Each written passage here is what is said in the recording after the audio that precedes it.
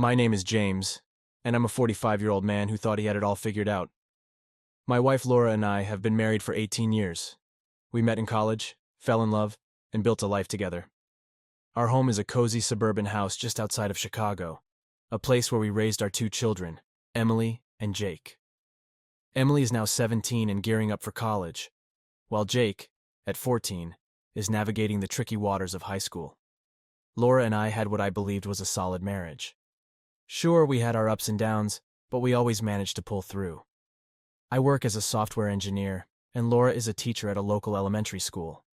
Our routines were predictable, but they brought a sense of stability and comfort. Every morning, I would kiss Laura goodbye before heading to work, and every evening, we'd share dinner together, discussing our day while the kids filled the room with their chatter.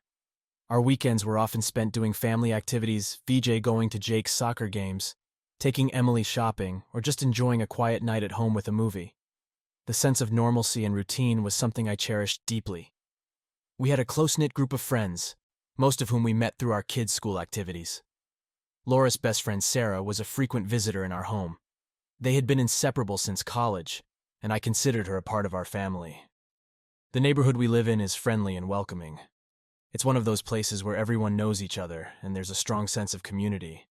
Barbecues, holiday gatherings, and block parties are a regular occurrence, fostering a bond among the residents. Our home is our sanctuary, filled with memories of laughter, love, and a few tears. It's a place where we built our dreams and faced our challenges together. But as I look back now, I realize that perhaps I was too comfortable, too trusting. The warning signs were there, subtle but present. Laura had been distant lately, more preoccupied with her phone, and our conversations felt more like obligations than genuine exchanges. She would often go out with Sarah, claiming they needed a girls' night out to unwind. I never thought much of it, assuming it was just her way of maintaining her friendships and finding some personal space. Our love life, which once was vibrant and fulfilling, had become routine and lackluster. I attributed it to the natural progression of a long-term relationship, not realizing that there could be more sinister reasons behind the change. Laura's laughter seemed forced, her smiles less frequent, and there was an underlying tension in her interactions with me. I brushed off my suspicions, thinking I was overreacting. After all, we'd been through so much together, VJ raising kids, dealing with financial pressures, supporting each other through career changes. It didn't occur to me that something as devastating as infidelity could infiltrate the life we had built. And then there was Sarah.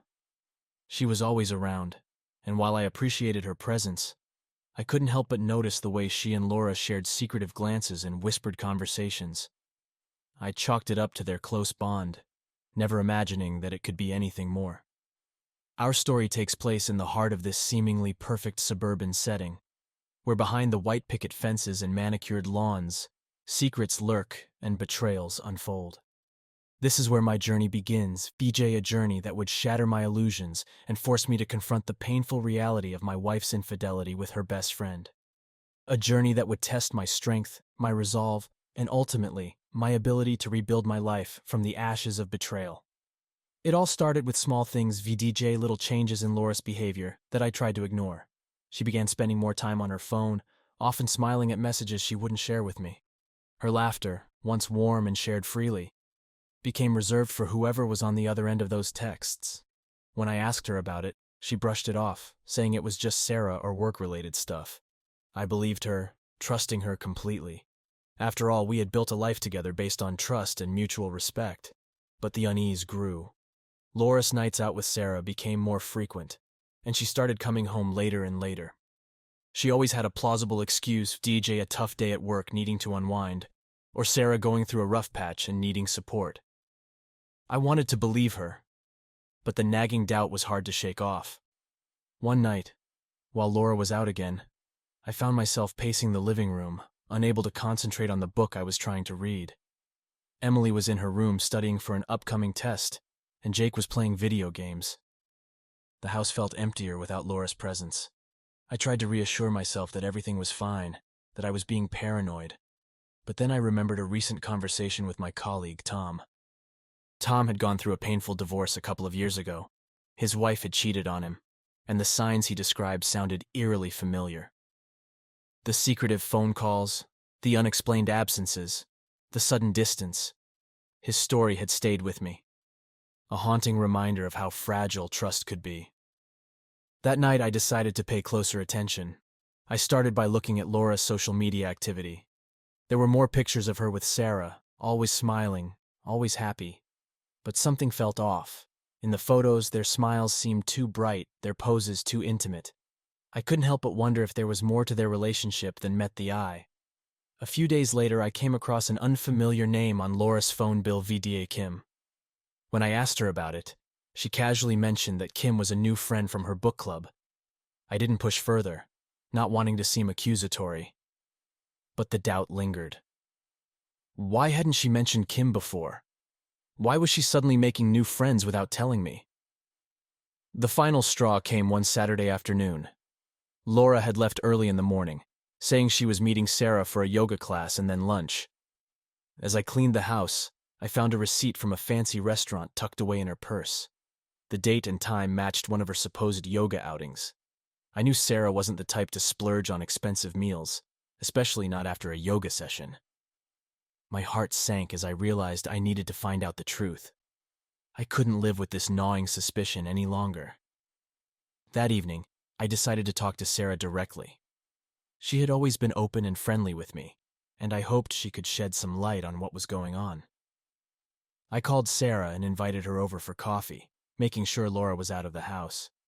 She arrived a little while later, looking slightly apprehensive but putting on a friendly smile. We sat at the kitchen table, the awkwardness hanging thick in the air. "Sarah," I began, trying to keep my voice steady, "I need to ask you something.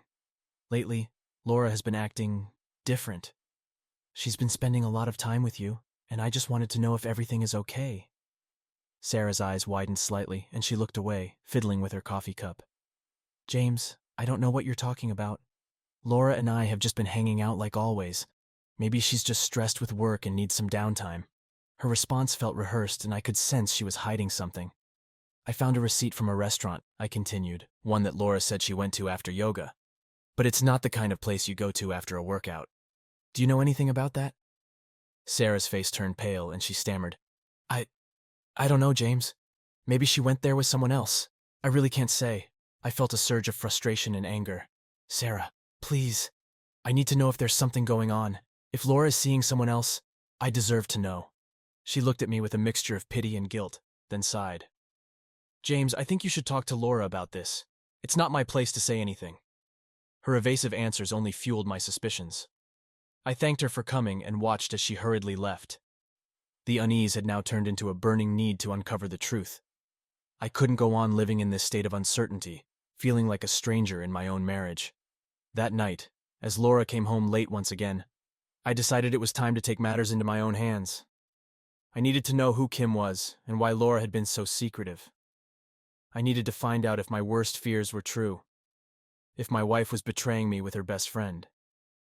The path ahead was uncertain, but I was determined to uncover the truth, no matter how painful it might be. The following morning, I woke up with a sense of determination. I couldn't let this gnawing suspicion continue to eat away at me. I had to know the truth. While Laura was in the shower, I took the opportunity to look through her phone. My hands trembled as I navigated through her messages and emails.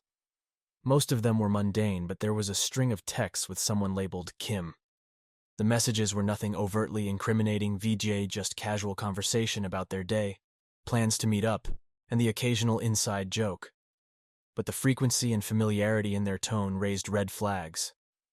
I decided to dig deeper. I accessed her call history and saw multiple calls to Kim, often late at night when Laura would say she was going to bed early. A cold realization began to sink in. This wasn't just about Laura having a new friend. There was something more to this relationship. I copied down Kim's number, resolving to find out who she really was. That evening, I set up a fake social media profile and sent a friend request to Kim. To my surprise, she accepted it quickly.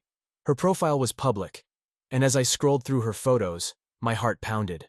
There she was, smiling in picture after picture, with Laura often by her side. In many of the photos, there was an undeniable closeness between them that went beyond friendship.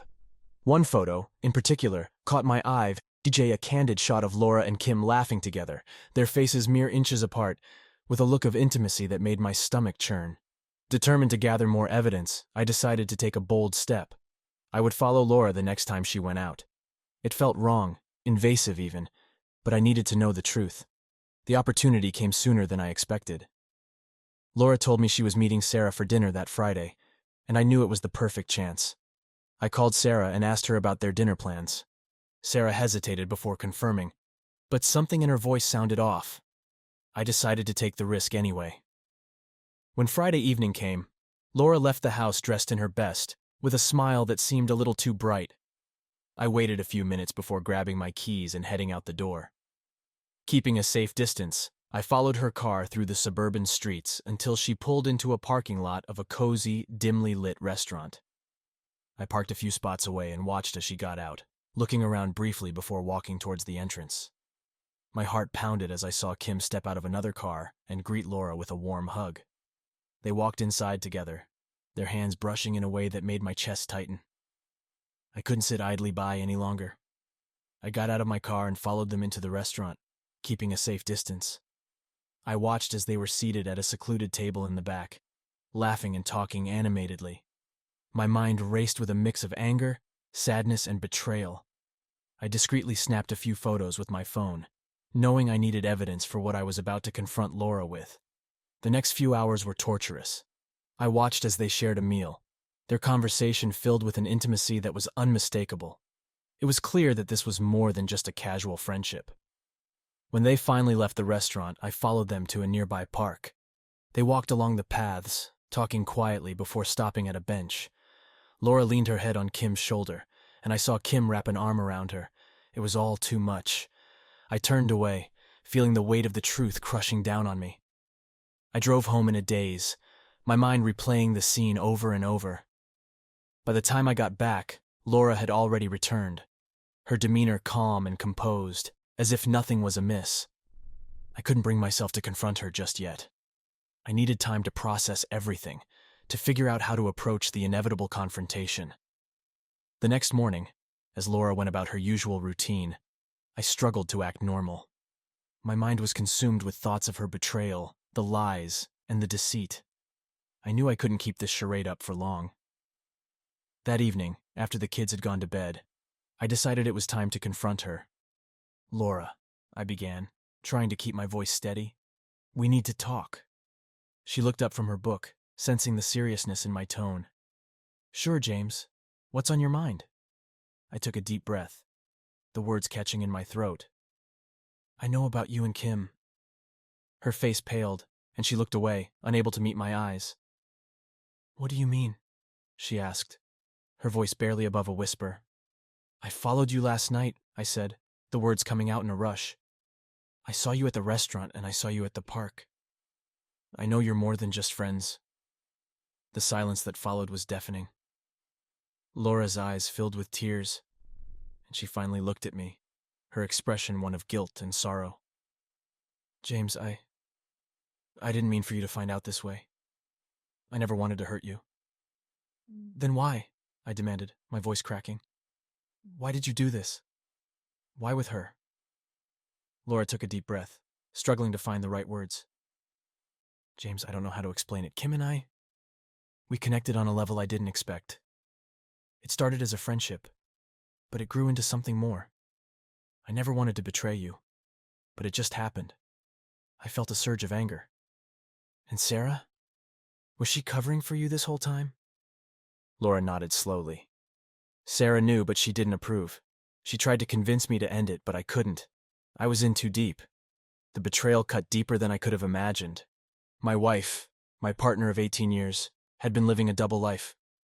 I didn't know how to move forward, but I knew that nothing would ever be the same.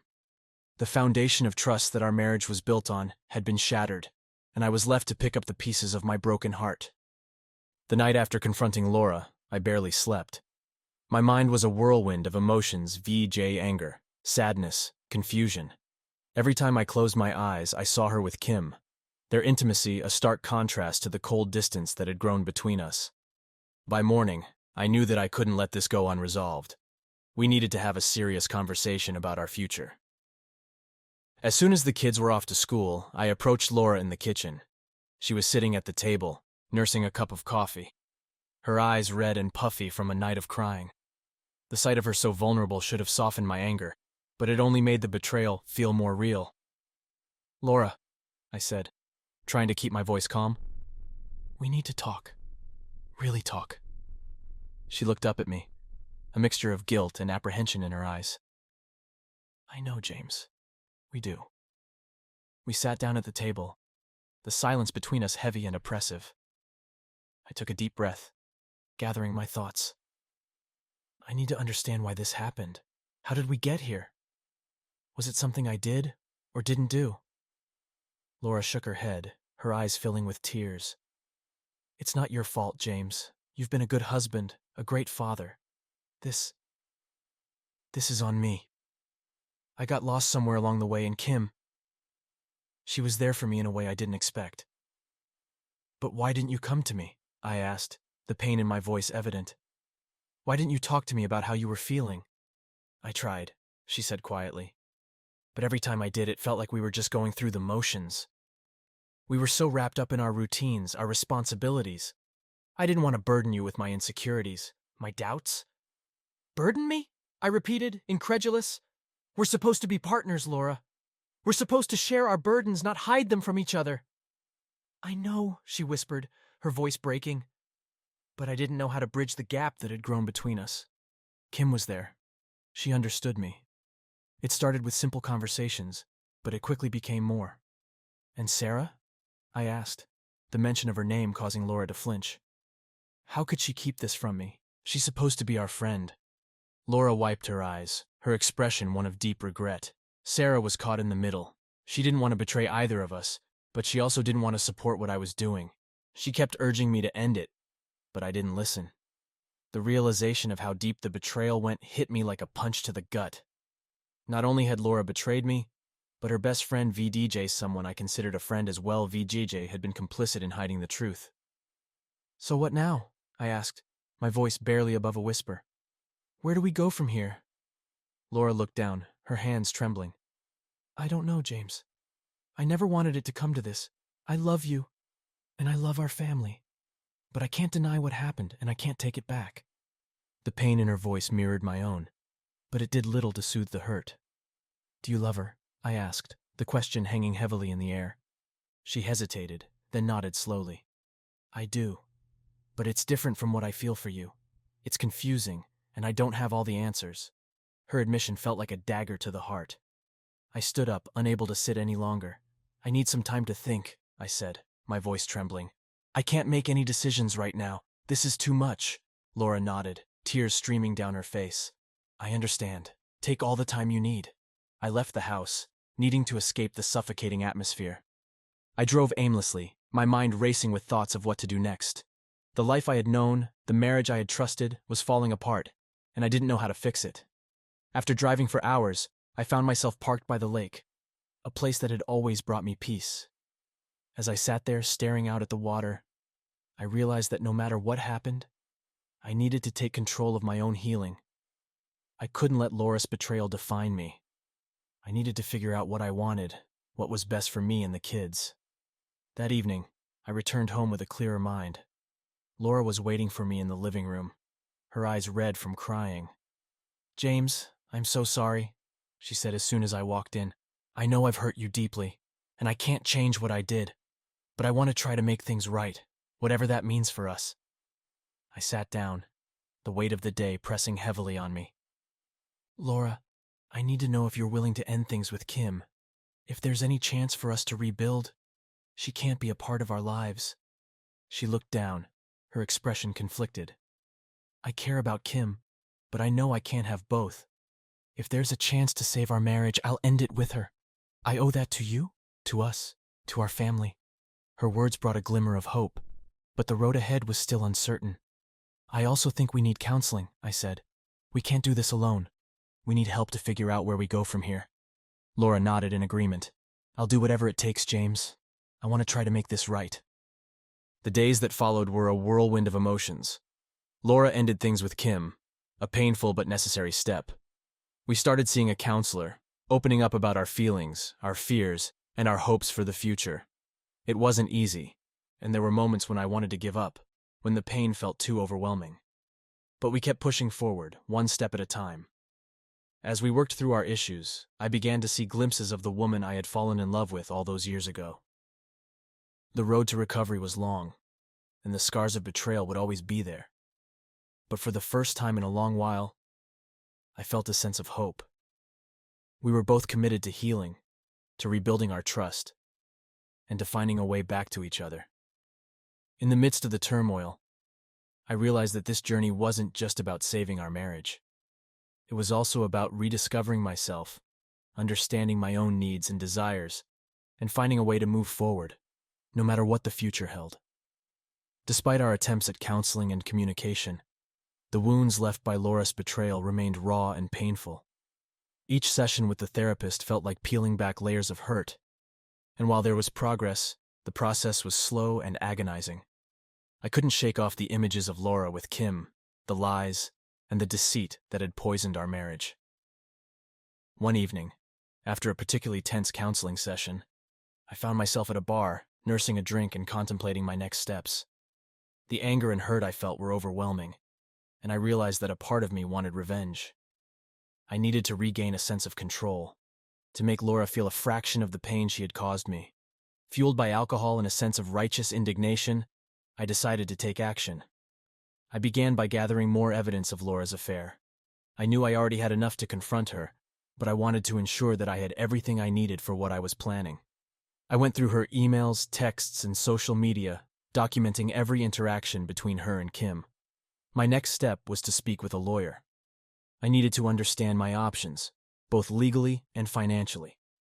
During our meeting, I laid out all the evidence and explained the situation. The lawyer was sympathetic and provided a detailed overview of the divorce process and what I could expect. Armed with this knowledge, I felt more prepared to move forward. I also decided to speak with Sarah. I knew she was complicit in hiding the affair, and I wanted to confront her about her role. I called her and asked her to meet me at a nearby CAF GC. When she arrived, she looked nervous, clearly aware of what the meeting was about. "Sarah," I began, keeping my voice calm but firm, "I need to understand why you covered for Laura. Why didn't you tell me what was going on?" She looked down, guilt written all over her face. "James, I'm so sorry. I was trying to protect everyone. I thought if I could convince Laura to end it, things would go back to normal. I never wanted to hurt you." Her words did little to soothe my anger. "By keeping it a secret, you only made things worse. You were supposed to be our friend, but you chose to betray me too." Tears welled up in her eyes. "I know, and I hate myself for it. I was stuck in an impossible situation. Laura is my best friend, but I care about you and the kids too. I didn't know what to do." I sighed, feeling a mix of anger and pity. "It's too late for regrets now. I'm moving forward with the divorce, and I need you to stay out of it. This is between me and Laura." Sarah nodded, wiping her tears. "I understand. I'll respect your wishes. And again, I'm truly sorry." As I left the CAF GC, I felt a sense of closure. Sarah's apology didn't fix the past, but it allowed me to focus on what lay ahead.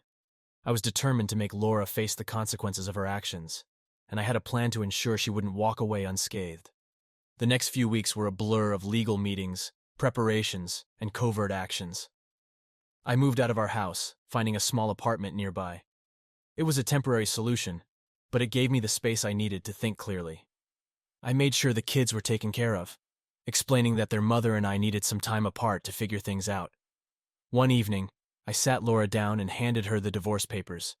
Her face turned pale, and she looked at me with a mixture of shock and sadness. "James, please don't do this. We can still work things out." I shook my head, resolute.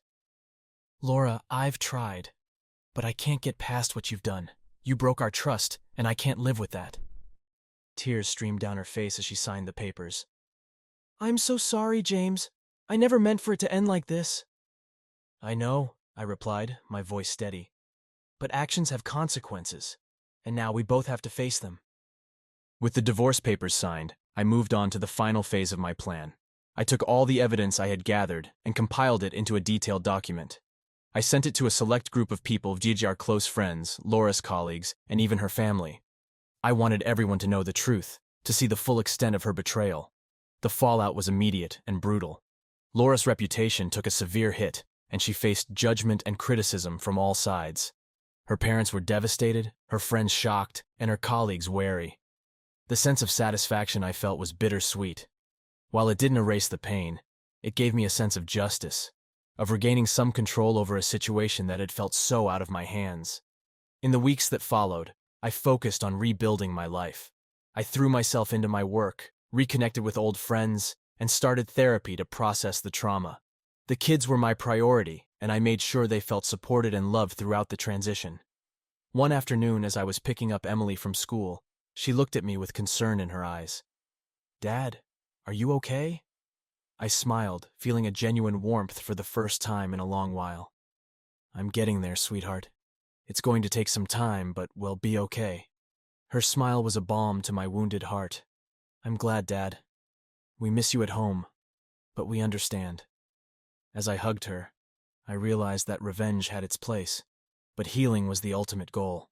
The journey was far from over, but I was determined to move forward, to rebuild a life that was stronger and more resilient. The betrayal had left deep scars, but it also taught me valuable lessons about trust, resilience, and the importance of self-care. With each passing day, I grew stronger, more confident in my ability to navigate this new chapter of my life. The future was uncertain, but for the first time in a long time, I felt a glimmer of hope. I was ready to embrace whatever came next, knowing that I had the strength to overcome any challenge that lay ahead. The months that followed the divorce were a time of intense personal reflection and growth. The initial rush of revenge had given way to a deeper need for healing and rebuilding. I threw myself into therapy, focusing on understanding my emotions and learning how to move forward. My therapist, Dr. Patel, was a calm, reassuring presence, guiding me through the tumultuous feelings of betrayal and loss. "James," she said during one session, "healing is not linear. There will be days when you feel like you're making great strides, and days when it feels like you're back at square one. It's important to be patient with yourself." I nodded, taking her words to heart. The process was indeed challenging, but I could feel the gradual shift within myself.